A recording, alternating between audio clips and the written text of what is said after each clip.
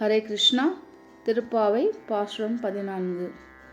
உங்கள் புழக்கடை தோட்டத்து வாவியுள், உங்கள் புழக்கடை தோட்டத்து வாவியுள், செங்கழு நீர்வாய் நெகிழ்ந்து ஆம்பல் வாய் கூம்பினகான், செங்கல் நீர்வாய் நெகிழ்ந்து ஆம்பல் வாய் கூம்பினகான், செங்கல் பொடி கூரை வெண்பல் தவர், செங்கல் பொடி கூரை வெண்பல் தவர், தங்கள் திருக்கோவில் சங்கிடுவான் போதந்தார், எங்களை முன்னம் எழுப்புவான் வாய் பேசும், எங்களை முன்னம் எழுப்புவான் வாய் பேசும்,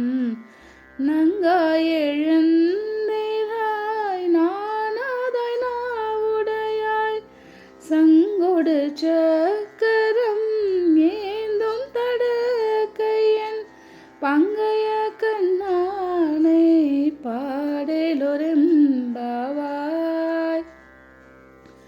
நம் மனக்கண் முன் காட்சி திரைகளை விரிக்கின்ற அருமையான பாசுரம்.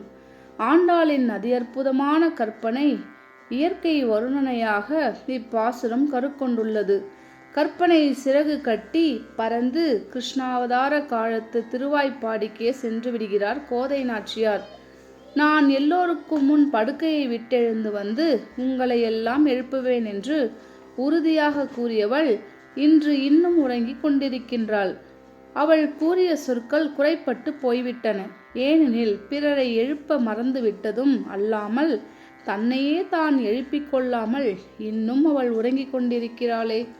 உள்ளே உறங்கிக் கொண்டிருப்பவள் வீட்டு வாசலில் அவள் தோழிகள் எல்லாம் வந்து கூடிவிட்டார்கள். அவளை எழுப்ப முனைபவர்கள் பொழுது புலர்ந்து விட்டதென பல்வேறு சாட்சியங்கள் காட்டி தெளிவுபடுத்துகிறார்கள்.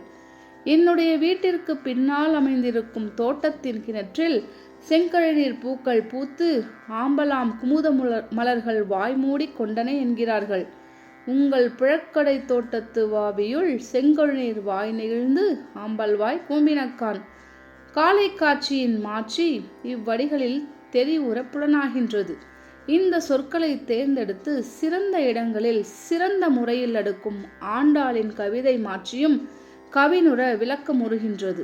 செங்கழுநீர் பூக்க மலர என்றெல்லாம் சொல்லாமல் வாய் நெகிழ்ந்து என்ற சொல்லை பெய்துள்ள திறத்தினை ஆங்கிலத்தில் டிக்ஷன் என்பார்கள். தமிழில் சொல்லாட்சி சிறப்பு என இதனை சுட்டலாம். ஆம்பல் மலர்கள் வாய் கூம்பின என்று குறிப்பிடுவதும் சொல்லாட்சி சிறப்பின் அப்பாற்பட்டதாகும். மூடிக்கொண்டன என்று சொல்லாமல் கூம்பினக்கான் என்று குறிப்பிடப்பட்டிருப்பது தேர்ந்த கவியின் திறப்பாடு எனலாம். செங்கழநீர் பூக்கள் மலர்ந்ததும் குவளை மலர்கள் கூம்பினதும் காலை நேர கவின்மிகு காட்சிகள் அன்றோ.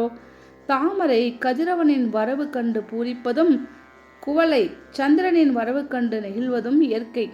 காலை நேரமானதால் முன்னிரவில் மலர்ந்திருந்த குவளை கதிரவன் தோன்றுகின்ற பொழுது வாய் குவித்து கொள்கிறான். இதனாலேயே தாமரையின் காதலன் கதிரவன் என்றும் அல்லியின் காதலன் சந்திரன் என்றும் குறிப்பிடுவர். இப்பொழுது வீட்டிற்கு வெளியில் வந்து நின்று கொண்டு உள்ளிருப்பவளை எழுப்பும் பெண்கள் பிரிதொரு காட்சியினை தெரியப்படுத்துகிறார்கள். செங்கல் நிறத்தில் இருக்கும் காவி ஆடையினை அணிந்து கொண்டு வெள்ளிய பற்களையுடைய துறவிகள் தங்கள் திருக்கோயிலில் சங்குகளை ஊதி முழக்கும் பொருட்டு போகிறார்களே, இஃது இரண்டாவது காட்சி என்கிறார்கள். செங்கல் பொடிக்கூரை வெண்பல் தவத்தவர் தங்கள் திருக்கோயில் சங்கிடுவான் போகின்றார்.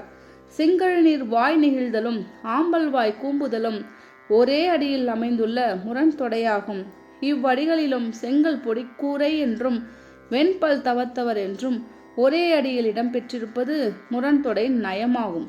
எங்களை முன்னம் எழுப்புவதாக சொல்லிய பெண்ணே, எழுந்திருப்பாயாக.